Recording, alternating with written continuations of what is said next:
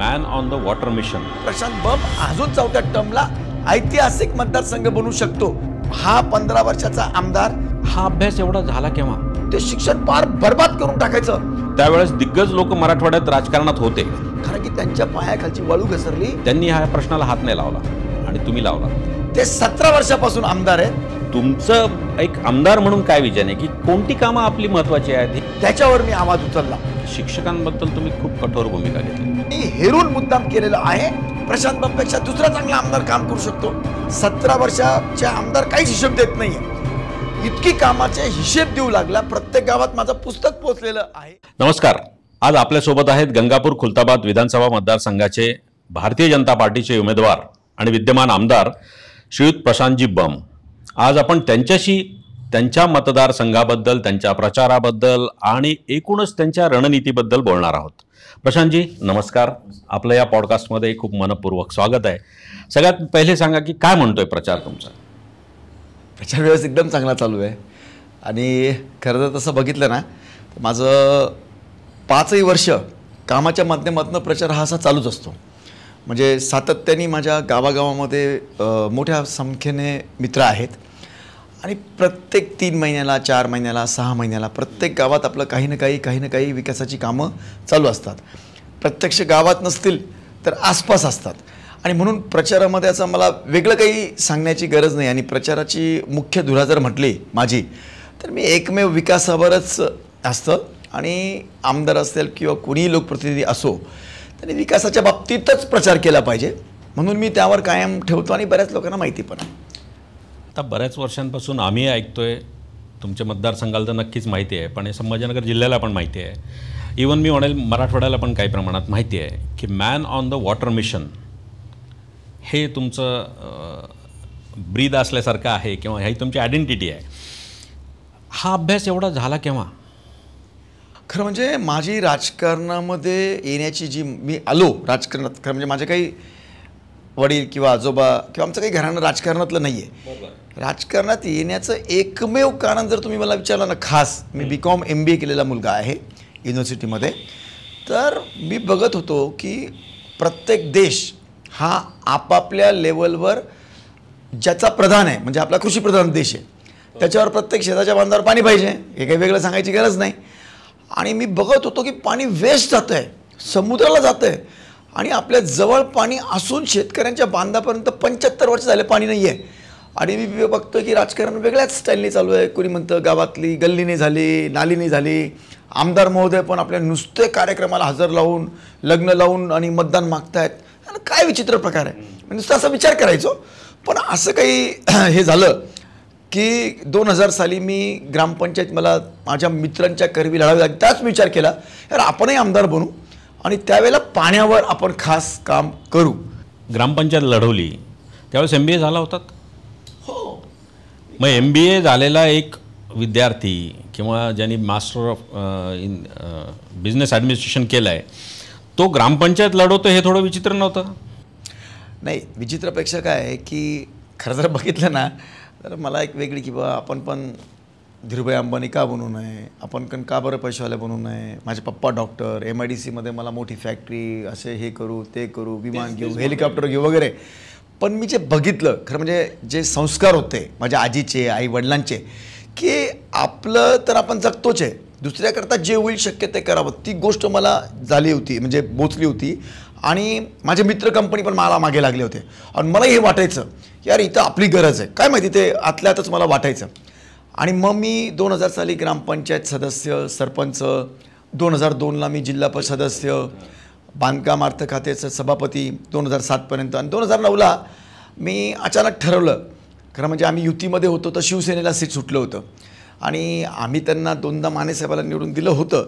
पण तिसऱ्यांदा मला वाटलं की मी उभं राहावं आणि म्हणून मी उभं राहिलो 2009ला अपक्ष.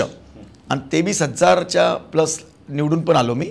आणि पहिला काम मी सुरुवात जी केली ती पाण्यावर केली. मग त्यावेळेस अपक्ष उभं राहताना प्रचाराचं काय हे होता? कारण त्यावेळेस तुमच्या बॅकग्राऊंडला काहीच नव्हतं, ना पक्ष होता ना तुमचं काम होतं. मी काय केलं होतं, मी लोकांना हे समजवलं की खऱ्या आमदाराचं काम काय असतं. म्हणजे आमदारांना मी अगोदर सांगायचो, सगळ्यात पहिले मी सांगितलं, मी गावागावात तुम्ही मला लग्नाला बोलवायचं नाही, वाढदिवसाला बोलवायचं नाही, मी येणार नाही. हे जे फिरतात वगैरे असं काही मला जमणार नाही. तुम्ही मला विकासाबाबतीमध्ये जर विचाराल तर मी पाण्यावर जास्त काम करेल, शिक्षणावर जास्त काम करेल. तेव्हा लोकांनी काय इतकं सिरियस नाही घेतलं, कारण की पाणी असं वाटायचं पाऊस तर पडू लागला, विहिरीला पाणी आलं तर ह्या कुठून आलेलं पाणी असं वाटायचं. इतकं आपल्या मराठवाड्यामध्ये ना म्हणजे त्या बाबतीतली खरोखर अज्ञानता होती, उदासीनता होती, सगळंच होतं. पण मला माहीत होतं की देशामध्ये स्वातंत्र्यानंतर मोठ्या मोठ्या धरणांची कामं झालेली आहेत. आणि मी खरं म्हणजे मराठवाड्यामध्ये माननीय शंकररावजी चव्हाण साहेब होते नांदेडचे, त्यांना मी राजकारणाचा देव मानतो, कारण की त्यांनी जायकवाडीचं पाणी या ठिकाणी ते नसताना तर आपल्या मराठवाड्याचं काय झालं असतं म्हणजे विचार न केलेला बरा. तर ते पाणी ते आल्यावर MIDC रफिक झकेरिया साहेब होते, त्यांनी मिळून मोठी कामं केली. त्यावेळेला MIDC आणली, एअरपोर्ट आणला, सिडको आणलं, मोठ्या मोठ्या पाईपलाईनची कामं सुरू झाली, MIDC जिवंत झाली, शेतीला पाणी पोचायला लागलं. पण दुर्दैवाने त्यांच्यानंतर त्याच्यावर कोणीच काम केलं नाही. आमच्या मतदारसंघामध्ये 40 वर्षापासून कोणती लिफ्ट इरिगेशन योजना मंजूर होती पण झालीच नव्हती. मग मी त्याचा सारासार अभ्यास करून पाण्यावर मी काम करेल असं मी सांगायचो. लोकांना वाटायचं काही म्हणजे काय करणार बाबा, हे कुठून आणणार पाणी, पण चला ठीक आहे, आता जर चांगला वाटतो मुलगा. बरेच मुद्दे असे मी छेडले होते. तर त्यांना वेगळ्या पद्धतीने त्यांनी विचार केला होता. खरं म्हणजे मी वेगळी मांडणी केली होती, मतदारसंघ मी कसा बनवेल जो मी आज बनवला आहे, आणि त्याकरता मी मतदान मागितलं. लोकांनी विश्वास ठेवला माझ्यावर. हा झाला मतदारसंघापुरता विषय. पण जेव्हा पुन्हा एकदा आपण पाण्यावरच बोलतोय तर मराठवाड्यात फार मोजके म्हणजे हाताचे बोटही जास्त झाले इतकेच आमदार काम करतायत पाण्यावरचे, आणि त्यात तुमचं नाव अग्रगण्य असतं की पाण्यावर काम करताय. आणि ते सुद्धा फक्त मतदारसंघापुरतं नाही, फक्त जिल्ह्यापुरतं नाही, तर संपूर्ण मराठवाड्याच्या हक्काच्या पाण्यासाठीचे तुम्ही म्हणजे थेट न्यायालयाचे दरवाजे पण तुम्ही ठोठावलेले आहेत.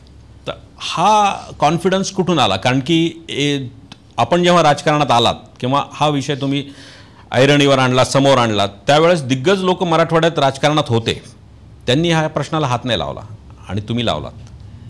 बघा, मी बाकीच्यांचं तर नाही सांगणार, पण मी हा विचार करून आलो होतो. मला काय फार आमदारकी पाहिजे, माझं हे असं काही लालायत नव्हतं मी ह्या गोष्टीला. पण आपण जे कळतं आपल्याला जो अभ्यास भेटलेला आहे त्याच्यावर आपण काम केलं तरच या राज्याचं आणि देशाचं भलं होऊ शकतं हे मला कळत होतं. आणि मला हे माहिती होतं की आपण ज्याच्यात हात घालतोय ते प्रचंड अवघड आहे. किंबहुना हात घातल्यावर इतकं अवघड आहे हे माहीत नव्हतं ॲक्च्युअलमध्ये.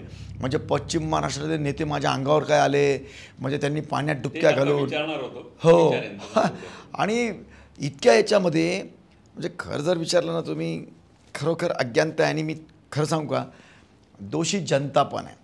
जनतेने काय माहिती का, कामं राहू द्या साहेब, आमच्या लग्नाला या, आमच्या घरी वाढदिवसाला या, म्हणजे कसं तरी चाललो आहे आपण, जगतोय, अशा पद्धतीनं जगणं काही बरोबर नाही.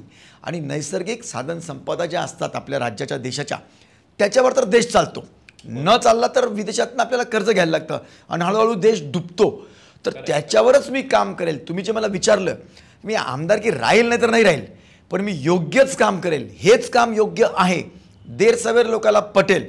आणि मला तोही विश्वास होता. दुसरा काय बाजू होती माहिती का, जे लोकाला अपेक्षित होतं ना ते माझ्या डाव्या हाताचं मळ होतं, ते मी ते केलंच. त्यांना रस्ते होते, त्यांना गावातल्या काही बाबी होत्या छोट्या मोठ्या. आता दोन विषय कसे आहेत, यातला गमक काय आहे, लोकांना खरं हे माहीत नाही की गावातले रस्ते आमदाराकडे. त्याच्यावरच येणार होतो की मूळ आता तुम्ही पहिल्या प्रश्नाचं उत्तर देताना आपण सांगितलं की मी आमदाराची कामं करण्यासाठी मी उभा राहिलो आमदारकीला 2009ला, पण अजूनही लोकांचा संभ्रम आहे. म्हणजे हे तर तुम्ही गंगापूरचं सांगताय, आम्ही या संभाजीनगरमध्ये बघतो की लोकांना अजूनही वाटतं की गल्लीतला एखादा रस्ता राहिला आहे तर तो आमदाराचा विषय आहे. मूळ आमदाराची कामं काय आहेत, जिल्हा परिषद सदस्याची कामं काय आहेत आणि पंचायत समितीची कामं काय आहेत, हे सगळे वेगळे आहेत. बरोबर. ह्याच्यामध्ये तुमचं एक आमदार म्हणून काय विजन आहे की कोणती कामं आपली महत्त्वाची आहेत हे लोकांनाही कळलं पाहिजे की बाबा हे आमदाराचं काम नसतं. आमदार फक्त फॉलोअप घेऊ शकतो, प्रत्यक्ष काम हे जिल्हा परिषद करत असेल किंवा तिथली नगर परिषद करत असेल. ह्या अँगलनी काय तुम्ही सांगू शकाल? दोन बाजू आहेत. आमदारकी तशी जर बघितली तर लोकल फार त्याला असं थोडक्यात मोजतात. खरं जर बघितलं तर मी गंगापूर खुलताबाद मतदारसंघातून निवडून येतो, पण मी 14 कोटी जनतेचा आमदार आहे. आणि प्रत्येक आमदाराचं म्हणजे आमच्यातनं माननीय मुख्यमंत्री बनतात, म्हणजे राज्याचे सर्वोच्च नेते झाले ते. याचा अर्थ काय, त्यांनी प्रत्येकाच्या जीवनाचा विचार करावा, म्हणून पर्यायाने आमदार आणि मुख्यमंत्री महोदय एकाच याच्यातले आले. म्हणजेच माझं काम काय आहे किंवा माननीय मुख्यमंत्री किंवा राज्याचं काम काय आहे, प्रत्येक जनतेला कुटुंबाला आम्ही श्रीमंत कसे बनवू, त्यांचं उत्पन्न कसं वाढवू. उत्पन्न वाढलं की ऑटोमॅटिक होणार आहे. म्हणजे ग्रामपंचायतनी अंतर्गत रस्ते करायचे आहेत. ग्रामपंचायत का करू शकत नाही? कारण त्यांच्या तिजोरीत पैसा नाही. त्यांच्या तिजोरीत पैसा का नाही? कारण लोकांना हेच माहीत नाही की आमच्या गावातल्या सगळ्या नागरिकांनी मिळून जर वर्षाचा टॅक्स भरला तरच हे कामं होऊ शकतात.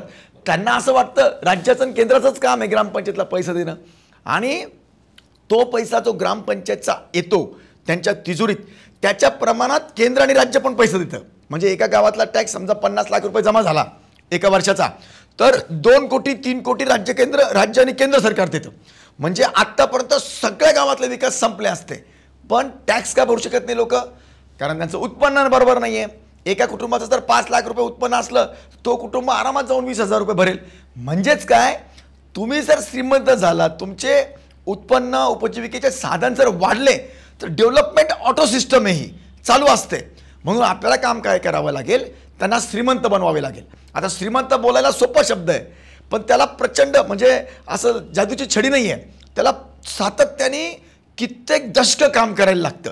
आणि मी आज 1 दशक याच्यावर काम केलं आणि मी गॅरंटीने सांगू शकतो माझ्या मतदारसंघामध्ये जे पाणी थांबलं आहे वेगवेगळ्या पद्धतीने 3 टप्प्यावर मी काम केलं आहे.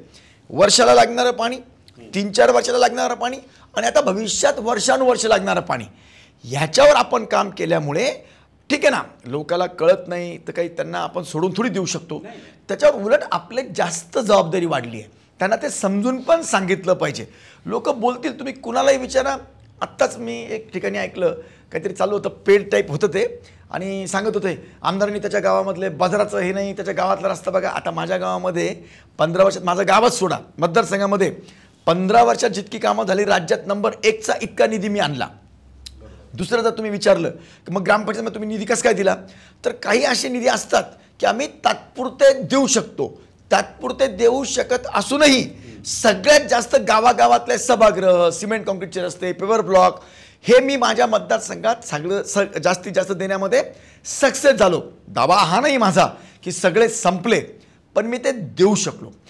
आता त्याचा पुढं मी म्हणजे तुम्ही जरी नाही विचारलं तरी सांगून देतो मी की सगळ्यात महत्त्वाचा मुद्दा जो मला चॅलेंज आहे सध्या, शेतकऱ्यांना शेतामध्ये जाणारे रस्ते. प्रचंड मोठ्या प्रमाणामध्ये आता रहदारी वाढलेल्या आहेत आणि मी पुढच्या 3 वर्षाचा प्लॅन केला आहे. माझ्या मतदारसंघातले वाड्या, वस्त्या, शेताचे रस्ते हे सगळे मला डांबरीकरणाचे करायचे आहेत. म्हणजेच त्यांचा माल जाण्याकरता इकडनं पाणी होऊन उत्पन्न वाढवणे, त्यांना मालाला चांगला भाव मिळवून देणे आणि त्यांचा माल कमी ट्रान्सपोर्टेशनमध्ये आणि त्यांच्या जीवाची लाही न होता पोहोचवणे, हे मी पूर्ण करणार आहे भविष्यामध्ये. हे झालं, पण मध्यंतरी मी आपल्या मतदारसंघात फिरलो. मागच्या 1-8 दिवसात या प्रचाराच्याच काळात फिरत होतो, तर त्यावेळेस माझ्या लक्षात आलं की काही ठिकाणी मोठ्या प्रमाणावर कामं दिसत आहेत आणि पाईप्स खूप दिसले. ते पाईप दिसले तर काही जणांनी मला सांगितलं की ते पेयजलासाठी आहेत, काही जणांनी सांगितलं ते शेतीसाठी जाणारे आहेत. आता याच्यात शेतीच्या बांधापर्यंत पाईपलाईन नेणं हे मला वाटतं वेगळा प्रयोग राहणार आहे. हा या महाराष्ट्रातच हा पथदर्शी प्रयोग राहील.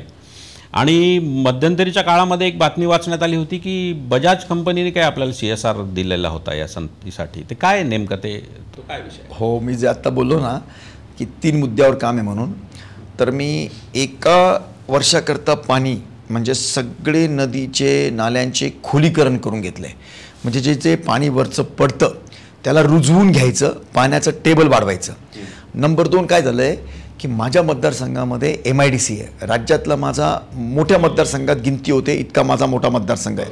मला कमिशनरेट एरिया पण आहे, ग्रामीण एरिया पण आहे, MIDC पण आहे. तर मी मोठ्या कंपनी त्यामध्ये बजाजला राहुलजींना भेटलो. मी राहुलजी बजाज साहेबांना, जे CP त्रिपाठी साहेब म्हणून आहेत, उपाध्यक्ष होते ते. त्यांनी 2-3 वर्ष मी त्यांचा पाठपुरावा केला. त्यांनी मला भापलं. बजाजच्या अगोदर काय होतं की त्यांना वाटायचं नेत्यांना काहीतरी आपलं त्यांचे मशिनरी लावायचे असतील वगैरे वगैरे. पण मी सांगितलं नाही, तुमची कंपनी माझ्या मतदारसंघामध्ये गेल्या 35-40 वर्षापासून आहे. माझी विनंती की तुम्ही मोठा CSR माझ्याकडे दिला पाहिजे. तुम्ही राजस्थानला देता, पुण्याला देतात. त्यांनी अभ्यास केला. त्यांनी 2-3 वर्ष बघितलं छोटं छोटं देऊन 10-20 कोटी. त्यांनी बघितलं की हा मुलगा कामाच्या करता वेडा आहेत. मग त्यांनी एक चांगला प्रोग्राम बनवला मी पण आणि त्यांनी मिळून. तिथं पाटील साहेब म्हणून होते आणि खास करून CP त्रिपाठी साहेबांनी राहुलजींची भेट घालून दिली. आणि तुम्हाला आश्चर्य वाटेल, राहुलजींना इतकं आवडलं तो प्रोग्राम, तर मी 108 गावाचा माझ्या मतदारसंघामध्ये जवळपास 1 लाख एकरला फायदा होईल असं 228 कोटी रुपयाचा CSR घेतला त्यांच्याकडनं.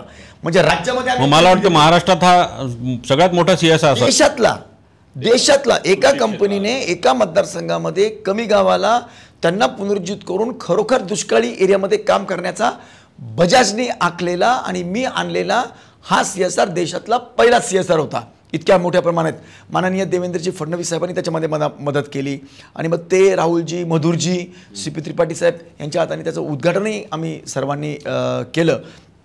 आपण जो आत्ता पाईपचा तो विषय विचारला, तो 2 जसं मी सुरुवातीला बोललो, काय होत होतं आणि होतंय, पिण्याचं पाणी 75 वर्षानंतर आता आई बहिणींना खेड्यामध्ये हांड्यावर आणावं लागतं. तर माननीय पंतप्रधान मोदीजींनी एक योजना आणली, हर घर नल से जल. आता झालंय काय, गावागावामध्ये लोक विहिरी घेतात आणि त्याच्यावरून पाण्याची पुरवठा. आता मराठवाड्यामध्ये पावसाळ्यानंतर 3 महिन्यानंतर पाणीच टिकत नाही विहिरीला, पुन्हा टँकर लावायला लागतात. नुसती पाईपलाईन टाकी करून काय मतलब आहे. म्हणून मी हट्ट धरला. देवेंद्रजींनी मला, फडणवीस साहेबांनी मला मदत केली पूर्ण. गोदावरी नदी जिवंत पाणी जे शेकडो वर्ष ते तितकं राहिलंच बॅकवॉटर, तिथून मी पूर्ण गंगापूर तालुक्याची आणि खुलताबाद तालुक्याची योजना मंजूर करून घेतली. जलजीवन खुलताबादचं वेगळं आणि गोदावरीवरनं गंगापूर करता वेगळी. आणि ही जे तुम्हाला पाईप दिसत आहेत ते मोठे पाईपनी प्रत्येक गावाच्या कॉर्नरपर्यंत त्या पाईपनी गोदावरीचं पाणी येणार. आणि अंतर्गत जलजीवन मिशनचं आम्ही पाईपचं सुरू केलं आहे काम, टाक्यांचं काम सुरू केलं आहे. 350 टाक्यांची माझी कामं सुरू झालेली आहेत. आणि म्हणून आता भविष्यात पुढच्या वर्षापासून पिण्याचं पाणी दररोज मिळणार, कोणालाही हांडा वगैरे आणण्याची गरज नाही. आजही जर कुणाचं शिल्लक असेल काही एरिया वगैरे, तोही त्याला जॉईन करण्याचा आहे. दुसरा प्रश्न, मोठे पाईप जे आहेत ते कॅनॉलद्वारे नाही, बंद पाईपलाईनद्वारे इरिगेशन, शेतीला पाणी.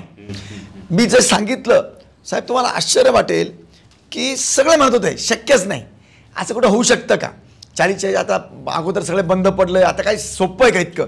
पण माननीय देवेंद्रजींनी त्याला बरोबर कायद्यामध्ये साहेब जल आराखडा, जल नियोजन 20-20 वर्षापासून पश्चिम महाराष्ट्रातल्या नेत्यांनी मुद्दाम बैठका होऊ दिल्या नव्हत्या, कारण ते पाणी मराठवाड्याला द्यावं लागेल याकरता होऊ दिल्या नव्हत्या. त्यांनी आल्याबरोबर मराठवाड्याचा आणि विदर्भाचा विचार केला, त्यावरती योजना माझी मंजूर झाली. पश्चिम महाराष्ट्र तुमच्यावर खूप नाराज असेल, प्रचंड नाराज. माझे पुतळे जाळले त्यांनी, मला नेवाशाच्या पुढे यायला. आता सध्या जे चालू आहे प्रचार किंवा सध्याची निवडणूक चालू आहे, या निवडणुकीत पश्चिम महाराष्ट्रातील नेत्यांचा काही असेल का? आहे ना, आता हे जे आलेत ना ते त्यांचीच तर देण आहे. ते काय करतात, मराठवाड्यामध्ये असले आमदार फक्त पेरून ठेवतात, त्यांचे निवडून आणतात आणि मग त्यांनी काहीच काम करायचं नाही, मराठवाड्याच्या फेवरला बोलायचं नाही, म्हणजे त्यांच्या फेवरला सगळं काम होऊन जातं. म्हणजे इकडं कर्जमाफी द्या बोलायचं, मराठवाड्याच्या शेतकऱ्याला कर्ज मिळूच द्यायचं नाही आणि कर्जमाफीच्या नावाखाली त्यांच्या स्वतःच्या संस्थाचे कर्ज माफ करून घ्यायचे. हे त्यांचे बिझनेसच आहेत. त्याला विचार मी आता माझ्या मतदारसंघात जाणून येते गोष्टी, मी ते करतो. मी हे सांगत होतो की ती जी ड्रीप इरिगेशनची योजना आणली ना, खुलताबादच्या शेवटच्या गावापर्यंत 80,000 हेक्टरची मी आता सर्वेची मंजुरी घेऊन त्याला पूर्ण करण्याच्या याला लागलो आहे. आणि पहिला टप्पा 30,000 एकरचा प्रत्यक्षात कामही सुरू झालं आहे. चांगली गोष्ट आहे. आणि म्हणजे जर पुढच्या वर्षी गंगापूर आणि खुलताबाद तालुक्यात काही ठिकाणी पाणी येणार असेल, पेयजल, तर त्या दृष्टीने तर मग संभाजीनगरपेक्षा श्रीमंत मतदारसंघ होणार आहे तो, कारण आमच्या इथे 10 दिवसांनी येते. ती गोष्ट वेगळी. पण एक मला असं विचारायचं होतं, मधल्या काळात तुम्ही म्हणजे अनेक गोष्टी तुमच्या ज्या आहेत त्या चकित करणाऱ्या असतात, किंवा मला वाटतं तुमचं एक ते स्टाईल असावी, फंक्शनिंग स्टाईल, की एक धक्कातंत्र तुमच्याकडे असतं काहीतरी, जे पाण्याच्या बाबतीत पाहिलं, आम्ही सगळ्याच बाबतीत पाहतोय हळूहळू. आणि ह्या सगळ्यांमध्ये एक विषय तुम्ही घेतला होता की शिक्षकांबद्दल तुम्ही खूप कठोर भूमिका घेतली होती. तर ती का घेतली? म्हणजे आज शिक्षक तर कणा असतो एखाद्या गावचा, शाळेचा, शिक्षणाचा. बघा, एकदम चांगला प्रश्न विचारला तुम्ही. खरं म्हणजे प्रत्येक देश आपापल्या प्रधानवर चालतो असं जर मी बोललो, म्हणजे दुबई, स्वित्झर्लंडचा आणि शेतीचा काही संबंध नाही. तिथं पर्यटन मोठ्या प्रमाणात आहे, तिथं देश त्यांना, देशाचे राज्यकर्ते त्याला साथ देतात. अमेरिकेची वेगळी आहे. म्हणजे वेगवेगळ्या पद्धतीनं देशाचे ज्याच्यावर नैसर्गिक साधन संपदा आहे त्याच्यावर चालतात.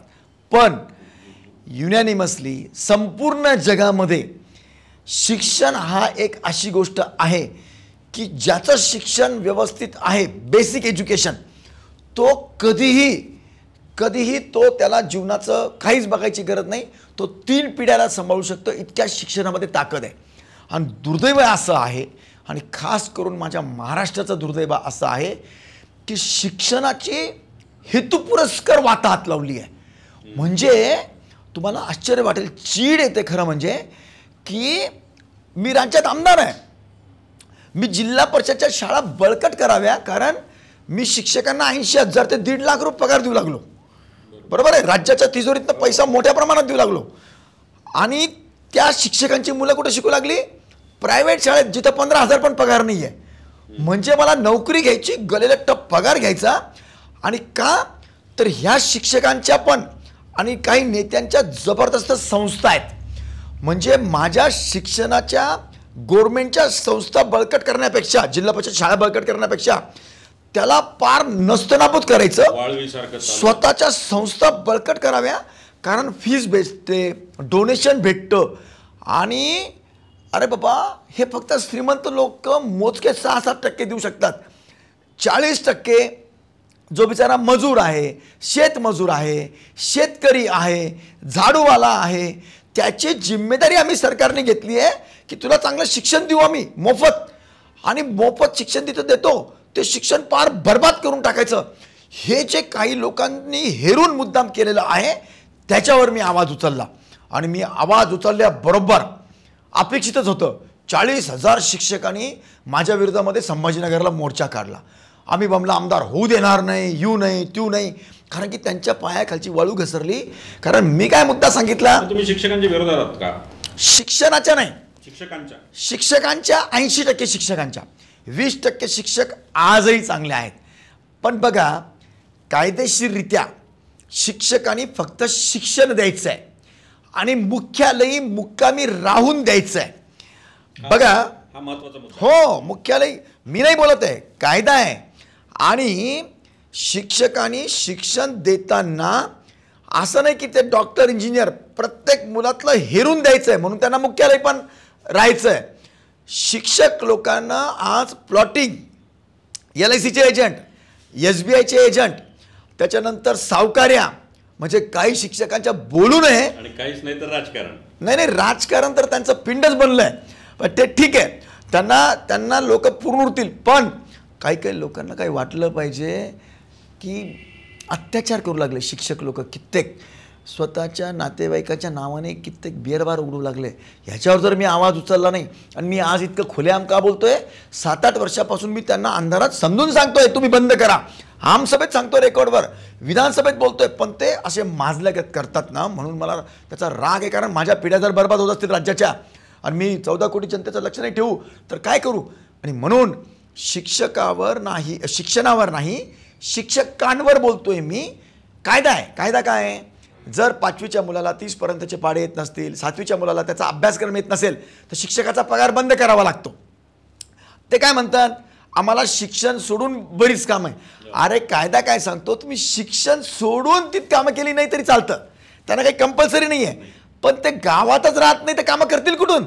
स्वतःच्या शहरामध्ये जाऊन राहतात. आणि महत्त्वाचं सांगतो सर, मी शिक्षण विषय म्हणून सांगतो, मी सोडणार नाही.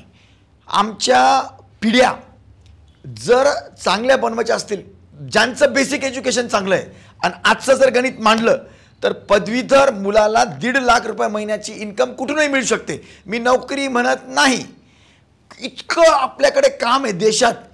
एक रिचेस्ट माणूस 15 लाख मुलं 15,000 रुपयांनी लावतो. का बरं? त्याचं शिक्षण बरोबर नाही म्हणून. आणि एकटा अरबो रुपये कमवतो, तोच त्याला 1.5 लाख रुपये देईल जर त्याचं बेसिक एज्युकेशन चांगलं. सोपं गणित आहे. आणि म्हणून काम देशामध्ये भरपूर आहे. शिक्षण चांगलं झालं पाहिजे म्हणून मी शिक्षण विषयावर फार गंभीर आहे. आता तुम्ही शिक्षकांवर एवढे गंभीर आहात, पण एक प्रश्न अजून याच निमित्ताने, प्रचार चालू आहे म्हणून हा प्रश्न आहे की अनेक शिक्षक मतदारसंघात प्रचार करताना दिसतात, त्याच्यावर तुमचं काय म्हणणं आहे का? काही बघा काय आहे, त्यांनी करावं की नाही करावं? एक ज्याला म्हणतो ना स्वतःच्या मनाची काहीतरी आपल्याला वाटली पाहिजे. शिक्षकांनी त्यांना राजकारणात पडू नये असं घटनात्मक प्रचंड मोठं बंधन आहे. त्यांनी नोकरी सोडावी आणि राजकारणात यावं काही म्हणू नये, पण ते माझ्या विरोधात प्रचार करू लागले, गावागावात प्रचार करू लागले. आणि आत्ता हे जे उभे आहेत हे त्या शिक्षकांनी पाठवलेले पार्सल आहे उस्मानाबादवरनं. बरं का, मला चीड काय येते की तुम्ही समाजाला आणि लोकाला वेड्यात काढू शकतात इतकी मनाला तुम्हाला वाटते तरी कशी.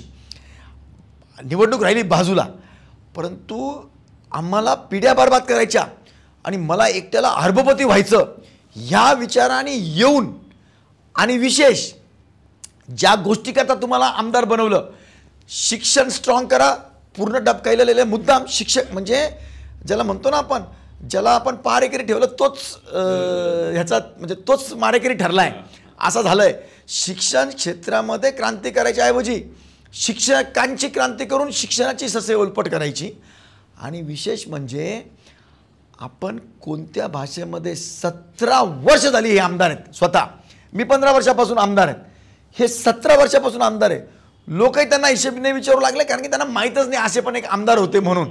आणि यांना मतदान कोणाचं जास्तीत जास्त शिक्षकांचंच मतदान आहे. आणि मी योग्य पाऊल उचलतोय म्हणून डायरेक्टली ते माझ्या विरोधामध्ये इतकं षड्यंत्र करून येतात. पण मी तुम्हाला सांगतो, लोक ह्यांना ह्या पद्धतीने जागा दाखवतील की राज्यात दुसरा आमदार कोणत्याही मतदारसंघात अशी हिंमत करणार नाही. आता विषय शिक्षणाचाच निघालेला आहे आणि शिक्षकांवर तुमचा रोष आहे, शिक्षक शिकवत नाहीत वगैरे सगळं आहे, मुलांना पाढे आले पाहिजेत. त्यातून हे अबॅकस सारखं काहीतरी आलंय का समोर? नाही, अबॅकस काय माहिती का, काही गोष्टी अशा असतात की ज्याच्यामुळे आपल्या बुद्धीला चालना मिळते. आणि अशा याच्यात मी ह्या विमंचनेत काय प्रयोग केला की ठीक आहे, शिक्षणावर शिक्षकांवर आपण लढू, राजकारणी लोकांचा जास्त त्याच्यामध्ये पडण्याचा म्हणजे शिक्षकांविरोधात ते बोलत नाही. त्यांना वाटतं की शिक्षक आपलं काहीतरी राजकारणी बरं वाईट करतील म्हणून ते घाबरतात बरेच जण. ठीक आहे, मी त्याच्यावर जात नाही. पण अबॅकस मी माझ्या मतदारसंघामध्ये स्वतःचे शिक्षक प्रायव्हेटमध्ये लावून माझ्या मित्रांच्या सहकार्याने आम्ही त्यांचा प्रायव्हेट पगार देतो आणि त्यांना शाळेत पाठवतो, त्यांचे क्लासेस घेतो. 3650 मुलांना आम्ही मोफत अबॅकस शिकवतोय. सर तुम्हाला आश्चर्य वाटेल, 7-7 मिनिटात ते 100 गणितं सोडवायला लागले. म्हणजे इतका आनंद होतो ना. आणि तुम्ही त्या पालकांना जाऊन विचारा, इतके आनंदी आहेत ते, इतके आनंदी आहेत. म्हणून इकडे तर मी शिक्षणावर काम करतोयच, पण अबॅकसमुळे माझ्या मतदारसंघातल्या म्हणजे बुद्धीला चालना मिळते, चलाक होत आहेत ते मुलं. आणि तुम्हाला लवकरच कळेल, आत्ताच 3 महिन्यापूर्वी मराठवाड्यामध्ये माझ्या 1650 पैकी 50 मुलांचा मराठवाड्याच्या कॉम्पिटिशनमध्ये नंबर लागला अबॅकसच्या आणि 5 मुलं प्रथम आली. इतकी चांगलं ते शिक्षक शिकवत आहेत. म्हणून मला जितकं शक्य आहे तितकं मी करतोय माझ्या मित्रांच्या सहकार्याने. हे झालं आहे का? आता काही प्रश्न, एक 2-3 प्रश्न आहेत महत्त्वाचे की ज्याच्यामध्ये कामगार कल्याण योजना मधल्या काळात काही बातम्या पण वाचण्यात आल्या होत्या की काही कामगारांना काही वाटप चालू आहे. तर हे फक्त शासनाच्या माध्यमातून चालू आहे की एक आमदार म्हणून तुम्ही व्यक्तिगत काही करताय? नाही, हे खरं म्हणजे काय माहिती का, शासनाच्या, केंद्राच्या आणि राज्याच्या बऱ्याच योजना असतात. पण काय होतं, बसच्या मागे फक्त कामगार योजना, राज्याची योजना, ती कशी घ्यावी हे लोकांना माहीत नाही. आणि जर गेले तर काही अधिकारी असे असतात की ते फार अडथळे निर्माण करतात. मग ब्रोकर एजंट पण तयार होतात. सगळेच अधिकारी असे नाही आहेत. मला इथले कामगार उपायुक्त किंवा त्यांचे खालचे सगळे अधिकारी महोदय किंवा राज्याचे पण अधिकारी महोदय सर्वांनी साथ दिली या बाबतीमध्ये. मी एक आरित फाउंडेशन तयार केलं. एक अनिल घुगे म्हणून माझा मित्र होता, आम्ही दोघांनी मिळून ते फाउंडेशन तयार केलं. आम्ही एक 60-70 मुलं हायर केले जे सगळे MSW होते. आणि सरकारच्या जितक्या योजना आहेत त्या गावापर्यंत अगोदर आम्ही 8 महिने पोहोचवल्या. त्यांचे फॉर्म भरून घेतले. आम्हाला माहिती की हे दूरगामी परिणाम करणारे असतील.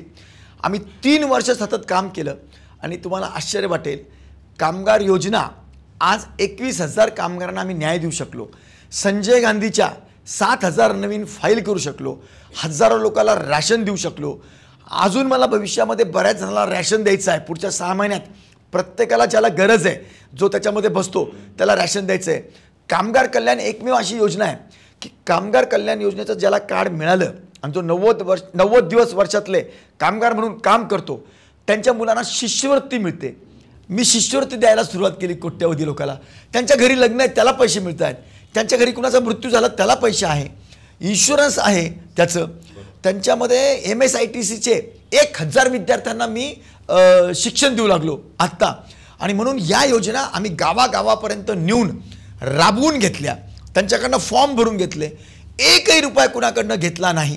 आणि म्हणून ह्या योजना सध्या तरी 2-5 वर्ष आम्हाला स्वतःला गावागावात आमचे मुलं पाठवून राबवून घ्यावी लागेल. आणि म्हणून ती योजना मी सक्सेस केली. त्याचा परिपाक असा झाला, राज्यामध्ये बऱ्याच ठिकाणी ह्याचं म्हणजे काय म्हणतात त्याला, मोठे कार्यक्रमामुळे प्रचार झाला, प्रसिद्धी झाली आणि इतरही ठिकाणी त्याचा चांगला लाभ जनतेला मिळू लागला. असं काही झालंय का की तुमच्या मतदारसंघात एखादी योजना सुरू झाली आणि त्याची रिप्लिका म्हणण्यापेक्षा त्याचं मोठी इमेज ही डायरेक्ट स्टेट लेवलला झाली किंवा राज्य सरकारनेच ती एखादी योजना सुरू केली, असं एखादी योजना घेतली ना? आता बघा, ही कामगार योजनेमध्ये माझ्यासारखंच केलं. वयोश्री योजना जी होती ती आपल्यासारखीच झाली. आत्ता सरकारने प्रत्येक ग्रामपंचायतला एक, म्हणजे जसं मी सांगितलं 70-80 मुलं आम्ही लावले होते, तर तशीच योजना राज्य सरकारने आत्ता पूर्ण मतदारसंघामध्ये 150 मुलं ही गव्हर्नमेंटतर्फे योजना राबवण्याकरता लावील. ही माझीच योजना मी राज्य सरकारला रिक्वेस्ट केली, कारण की माझ्या मतदारसंघात एकटं काय करू मी, राज्याला होईल तर चांगली गोष्ट आहे. त्यांना विनंती केली, त्यांनी ती ॲक्सेप्ट केली. पहिले माझे सगळे प्रयोग बघितले. अशा बऱ्याच योजना माझ्या राज्य सरकारने पण ॲडॉप्ट करून आणि राबवायला सुरुवात केलेली. चांगली गोष्ट आहे राज्याकरता, फार चांगली गोष्ट आहे.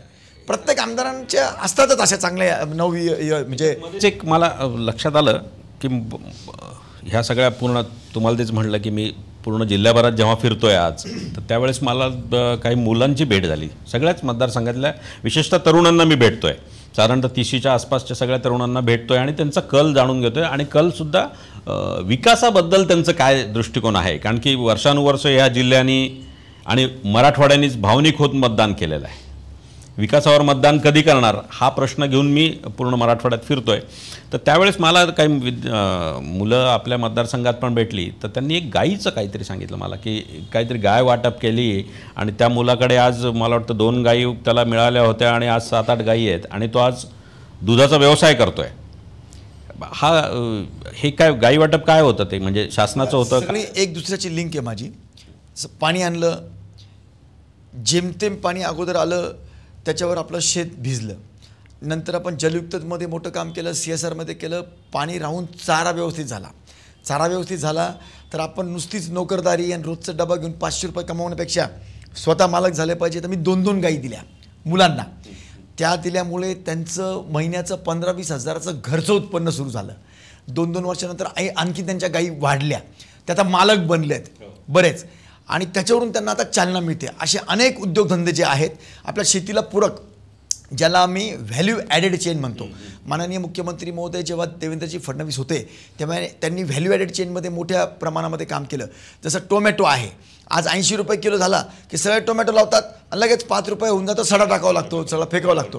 पण त्याचं जर आपण घर बनवून ठेवला, केचअप केलं, अशा व्हॅल्यू ॲडेड चेनचे असे वेगवेगळे प्रयोग असतात. ते मी माझ्या मतदारसंघात करतोय. कित्येक जणांनी डेऱ्या ओपन केल्यात आता त्या गायींमुळे आणि अजून त्याला चालना मिळते. असे अनेक प्रयोग ज्या शेतीपूरक उद्योगधंदे आपण करू शकतो आणि त्याच्यामध्ये आपण लखपती बनू शकतो, अशा अनेक योजना आपल्या मतदारसंघामध्ये आम्ही राबवतोय. मी आत्तापर्यंत एक 2-3 जणांच्या मुलाखती घेतल्यात, म्हणजे जे एखादा विद्यमान आमदार असेल किंवा उमेदवार असेल. पण आता तुमची मुलाखत घेताना विषय एवढे समोर आहेत की किती अजून विषयावर आपण बोलावा असं आहे, कारण की काम खरंच आहेच ते आणि जेन्युइन काम आहे जे मी पाहतोय आणि जे मला कळलं आहे. ह्याच्यात एक आहे की एक ह्या सगळ्यामध्ये विकास कामं करणारा आमदार असू शकतो, न करणारा आमदार असू शकतो, टक्केवारीवाला आमदार असू शकतो. हे सगळं असताना हे संस्कारवाला आमदार काय प्रकरण आहे? गीताबंध संस्कार किंवा हे जे काही आहे सगळ्या गोष्टी, काय असतं की एक आमदार म्हटलं की त्याला फक्त एका दृष्टीने बघितलं जातं की त्यांनी रस्ता बनवावा, नाली बनवावी वगैरे वगैरे. पण आमदारांचं काम आहे की समाजामध्ये संस्कार पण जोपासले गेले पाहिजे. खरं काय की तुम्ही पैशावाले नुसते होऊन मतलब नाही आहे. चांगल्या संस्कारातनं, चांगल्या हेतूने पैसा जर कमवला तर तो बरकत पण देतो. आणि म्हणून माझ्या मतदारसंघामध्ये मी पैसा कमवताना माझे कोणतेही कार्यकर्ते वाईट वळणाला लागतील असं कोणतंही काम केलेलं नाही, करू दिलेलं नाही आहे.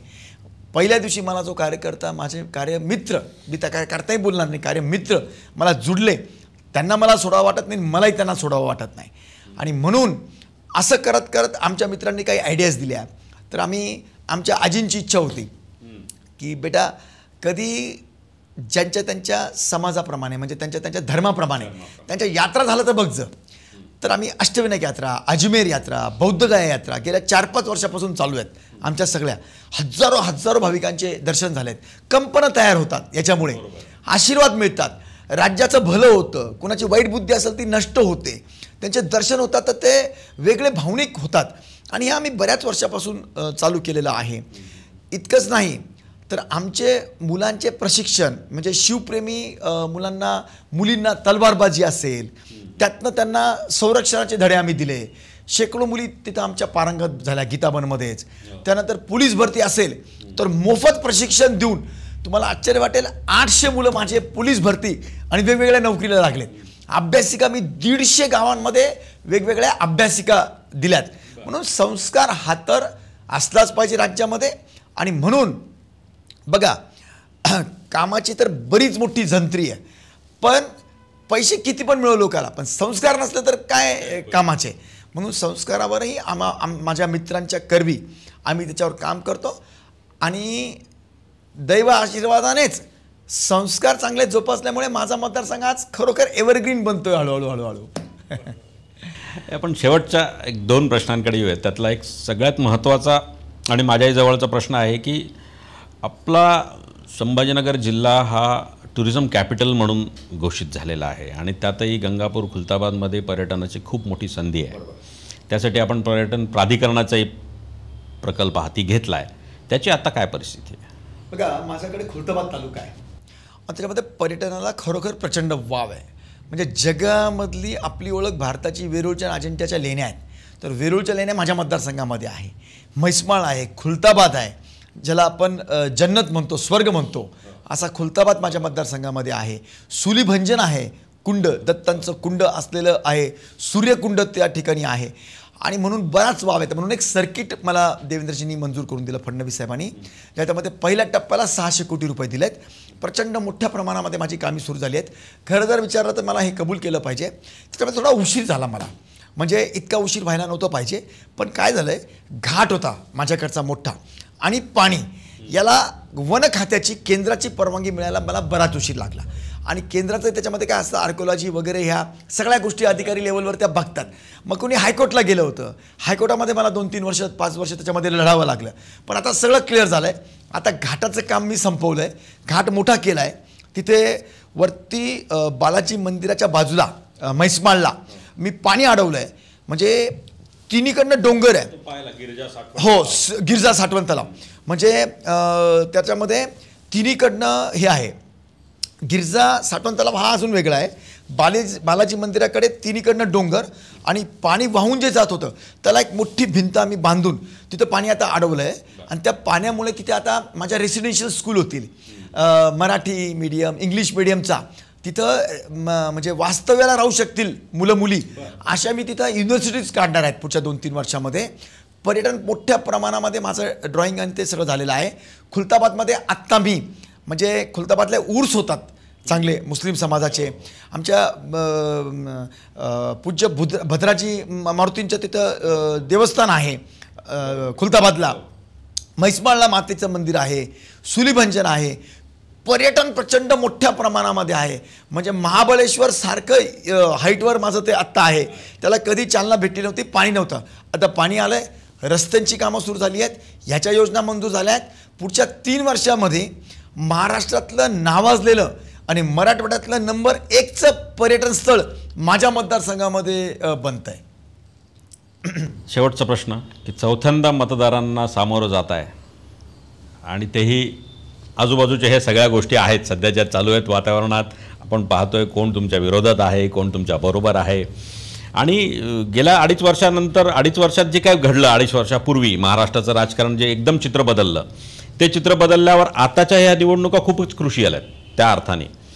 आणि साहजिकच आपला हा मराठवाड्याची राजधानी असलेला जिल्हा आहे, तर तिथेही सगळ्या प्रत्येक मतदारसंघांवर प्रत्येकाचं लक्ष राहणार आहे. तुम्हाला चौथी टर्म तुम्ही लढताय, आता 4थ्या टर्मसाठी लढताय, यावेळेस मतदारांना काय सांगाल तुम्ही? अगदी अंतःकरणापासून एकच सांगेल की आपण टटोलून म्हणजे स्वतः अभ्यास करून हो, म्हणजे आमदार कशा करता असतात, विकासाकरता असतात. तर मात्र काय, आता केंद्राचे नेते येतील आणि राज्याचे नेते येतील आणि सांगतील की प्रशांत बंबला निवडून द्या, त्याच्यावर त्यांनी निवडून देऊ नये, देणार पण नाही ते आणि दिलं पण नाही पाहिजे. त्यांनी खरोखर एका आमदाराचं काम काय असतं ते बघावं, म्हणजे ते थोडंसं जोपासावं, अभ्यासावं, छोट्या छोट्या गोष्टी त्यांनी तपासून घ्याव्या. आणि माझी सगळी मोठी कामं 15 वर्षामध्ये खरोखर एक आमदार 7च वर्ष सत्तेमध्ये असून, फडणवीसांचे 5 वर्ष आणि आत्ताची 2 वर्ष विरोधात असूनही 15 वर्षामध्ये खरोखर तो सांगतो तितका मराठवाड्यात त्यांनी विकास खरोखर केला का, खरोखर ड्रीप इरिगेशनची योजना चालू झाली का, खरोखर जलजीवन मिशन चालू झालं का, खरोखर पर्यटनाची कामं सुरू झाली का, खरोखर कोरोनामध्ये त्यांनी 9 दिवसात हॉस्पिटल मित्रांच्या सहकार्याने उभारलं होतं का, खरोखर दुष्काळामध्ये छावण्या टाकल्या होत्या का, खरोखर 17,000 पेशंटचे ऑपरेशन त्यांनी केलेत का, खरोखर जलयुक्त शिवारामध्ये आज पाणी साठलेलं आहे का, खरोखर गावागावामध्ये 5-5 किलोमीटरच्या नद्या आज सिमेंट नाला बांधमुळे पाणी अडलेलं आहे का, शिक्षणामध्ये खरोखर ॲबॅकस यांनी सुरू केलंय का, खरोखर शिक्षणामध्ये यांनी क्रांतिकारक निर्णयामुळे चांगले सगळे हादरलेत आणि याला हरवण्याकरता लालायित झालेत. तर आपली पण जिम्मेदारी आहे म्हणून त्यांनी गावागावामध्ये माझी केलेली कामं ही आहे की नाही, स्वतः प्रत्येक गावातनं 2-2 गाड्या काढल्या पाहिजे, त्यांनी गावागावात जाऊन चेक केलं पाहिजे, खरोखर प्रत्येक गावात 4-4, 5-5, 10-10 सभागृह आहेत का, व्यायामशाळा अर्ध्या गावात तरी किमान झाल्या आहेत का, खरोखर हा जो सांगतोय तितक्या प्रमाणामध्ये विकासाचे रस्ते जे आमदाराकडे येतात, शेताचे गावातले रस्ते माझ्याकडे येत नाही. कारण की विरोधक माझे काय सांगतायत, बघा हा शेताचा रस्ता केला नाही, तो माझ्याकडे येत नाही, तो आता मी माझ्याकडे वर्ग करून घेऊ लागलो आत्ता. तर हे सगळं माझ्याकडे येणारे रस्ते, बंधारे, पाण्याच्या योजना जितकं आमदारांनी केलं पाहिजे तितकं इमाने इतबाराने त्यांनी केलं की नाही. प्रत्येक गावात वर्गणी करून 2-2 गाड्या केल्या पाहिजे, त्यांनी गावागावात जाऊन चेक केलं पाहिजे. आणि त्यांना जर वाटलं की नाही हा 15 वर्षापासून आमदार आहे, माझ्या समोर जे उभे आहेत ते 17 वर्षापासून आमदार आहेत, ते फक्त 5 आणि 10 लाख रुपयाचं काम शिक्षकांनी जे आता त्यांना पैसे जमा करून दिले आणि ते स्वतः इरिगेशनचे कॉन्ट्रॅक्टर आहेत आणि म्हणून तो पैसा स्वतःचा टाकून मुद्दाम ते हवा बनवत आहेत, तर हे केलं पाहिजे. 17 वर्षाचे आमदार काहीच हिशोब देत नाही आहे. हा 15 वर्षाचा आमदार 7च वर्ष सत्तेमध्ये असून इतकी कामाचे हिशेब देऊ लागला. प्रत्येक गावात माझं पुस्तक पोचलेलं आहे, ते सगळं स्वतः चेक करावं. त्यांना वाटलं की नाही प्रशांत बमपेक्षा दुसरा चांगला आमदार काम करू शकतो, त्याला देण्यासारखंच नाही. जर वाटलं की प्रशांत बम अजून 4थ्या टर्मला ऐतिहासिक मतदारसंघ बनू शकतो, तर त्यांनी अभ्यासपूर्वक मतदान करावं. आणि मला शाश्वती आहे की लोक सगळे अभ्यास करतील. माझ्या माता भगिनी विद्यार्थी जे मतदान द्यायला आज योग्य झालेले आहेत, सगळे ओल्ड एजेड वगैरे सगळे भरभरून समोरवाल्याचं डिपॉझिट जप्त करतील, कमळ चिन्हा समोरचं बटन ते दाबतील, कारण ते खरंच जाऊन माझा विकास बघतील आणि मतदान करतील. त्यांनी तसं करावं असं मी त्यांना विनंती करतो.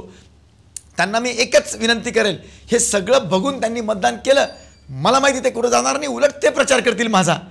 आणि तितकीच विनंती की त्यांनी टटोलून अभ्यासपूर्वक मतदान करावं. आज आपल्यासोबत इथे या पॉडकास्टमध्ये आपल्याशी त्यांनी संवाद साधला, आपली विकास कामं सांगितली आणि आपल्या प्रचाराची भूमिका सांगितली. असे भारतीय जनता पार्टीचे उमेदवार गंगापूर खुलताबाद लोकसभा मतदारसंघाचे आदरणीय प्रशांतजी बम. आणि बम साहेबांना मी प्रेक्षकांच्या वतीने, मतदारसंघाच्या वतीने आणि आमच्याही वतीने खूप खूप शुभेच्छा देतो. जय महाराष्ट्र. Thank you so much. जय महाराष्ट्र.